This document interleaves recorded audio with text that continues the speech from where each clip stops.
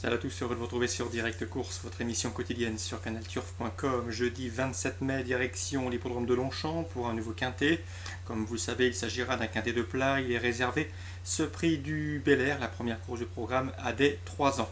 Inutile de vous préciser également que ce genre d'handicap pour 3 ans est toujours difficile à déchiffrer. Les chevaux sont perfectibles, progressent au fur et à mesure de leur sortie. Dès lors, des surprises ne sont pas à exclure, sachant également que l'on ne sait pas exactement s'ils sont pris à leur juste valeur théorique par le handicapeur. Cela dit, nous avons quelques lignes intéressantes pour établir et pour faire un jeu sensé pour ce quintet. Ensuite, je vous communiquerai les informations recueillies auprès des professionnels concernant la réunion 2 consacrée aux trotteurs sur l'hippodrome de Pontchâteau, réunion 3 également consacrée aux mêmes trotteurs sur l'hippodrome de Hyères dans le sud-est.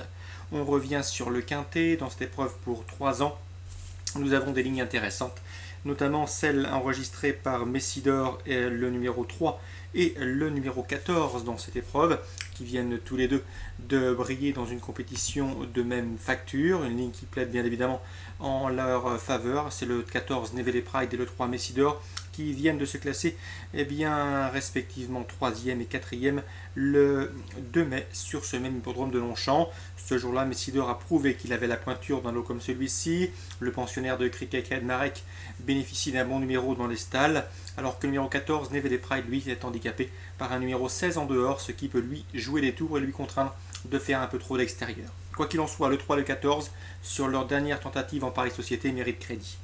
Même topo pour le 8, à savoir Ken Moore, qui a prouvé en dernier qu'il fallait un lot comme celui-ci, et le 12, Chicago Bay, qui viennent eux aussi de faire l'arrivée en semblable société, en terminant respectivement 2e et 3e. C'était sur l'hippodrome de Chantilly le 10 mai, une performance qui plaît dans leur faveur. Sachez que Ken Moore mérite que l'on s'attarde sur sa candidature, puisque le cheval a prouvé que le bon terrain ne le dérangeait pas, il a un bon numéro de corde, la distance ne lui pose aucun problème. Bref, dans ces conditions, attention, ce pensionnaire de Philippe Desmarcastel qui sera monté pour l'occasion par Anthony Crastus, en l'absence notamment de Stéphane Pasquier, vous le savez, tenu éloigné de la compétition en raison d'une récente chute. Nous lui souhaitons donc un prompt rétablissement. Donc le 3, le 14, le 8 et le 12, ce sont les lignes que l'on a pu trouver intéressantes pour établir le pronostic de ce quintet. Dans l'ordre préférentiel, j'accorderai une petite préférence au 3 et au 8 devant le 12 et le 14. On peut également mettre dans nos jeux le numéro 10, le 11 et le 1, ils ont tous en commun de rester sur un succès. Et bien évidemment, qui dit succès à ce niveau, 10 surcharges encouru.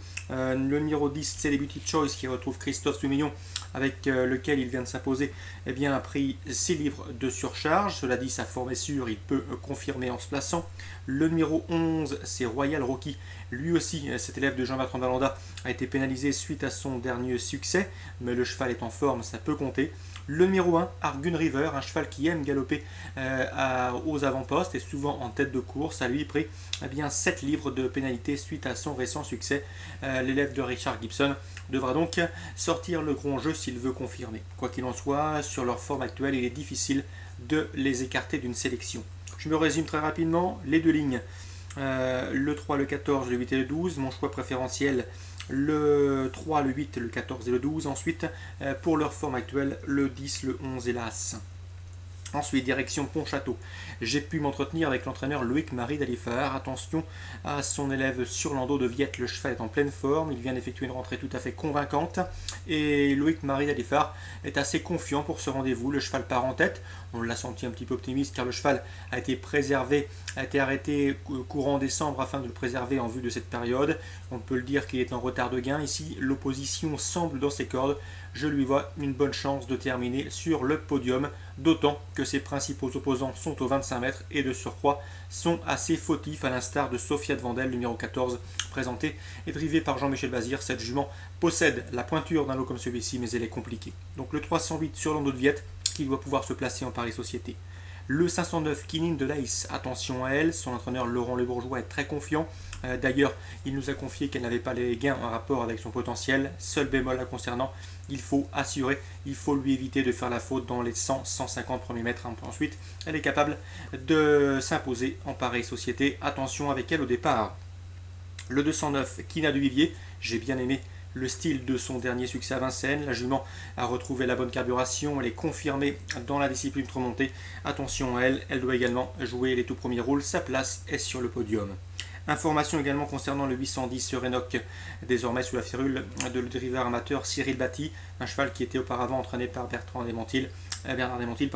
Et sachez bien que Renoc est un cheval qui connaît régulièrement des problèmes de jambes, il est fragile, ce qui explique qu'il commet parfois quelques fautes dans un parcours, mais en classe pure, il n'a rien à voir avec ces chevaux-là, il doit pouvoir s'imposer s'il consent à tracer un parcours complet au trot. Donc avis aux amateurs non cardiaques de chevaux intéressants à suivre pour la gagne, le 810 Renoc, mais attention, il peut s'enlever à tout moment sur une faute de par ses souffrances et ses jambes fragiles. Direction maintenant l'hippodrome de Hyères. Le 110, et on va parler de l'écurie Martens. Comme vous le savez, je collabore régulièrement avec Vincent Martens. Ces interviews, vous les avez aussi parfois dans la rubrique Canal Turf Radio.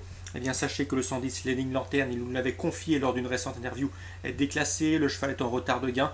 Le plus dur, c'est de trouver des bons engagements, des courses à caractère européen. Mais attention ici, en dépit de son numéro en deuxième ligne derrière la voiture, le 110, Leading Lanterne, trouve a priori une opposition une nouvelle fois dans ses cordes, lui qui reste sur un probant succès corde à droite.